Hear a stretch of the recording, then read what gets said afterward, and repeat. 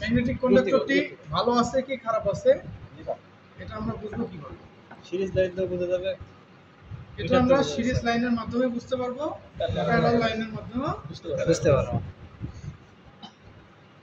সেটা কিভাবে? এই যে এটাই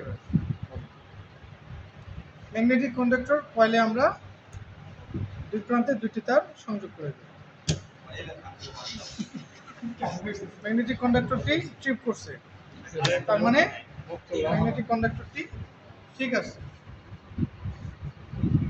আর এটা সিরিজ সার্কিট এবং প্যারালাল সার্কিট কিভাবে করবো, চেক করবো? দেখেন, সিরিজ সার্কিটের মাধ্যমে যদি আমরা দুইটা তার একত্রিত করে দেই তাহলে কি হবে? সার্কিটটি সম্পন্ন।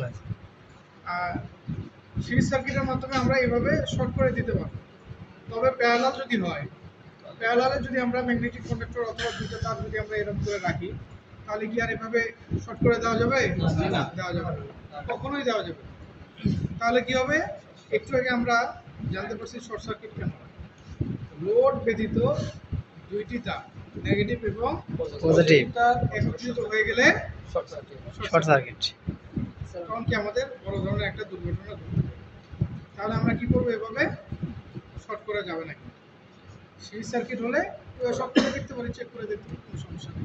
ওকে, সিরিজ সার্কিটের মাধ্যমে আমরা অক্সিলারি কন্ডাক্টর চালুটা দেখেন, প্যারালাল সার্কিট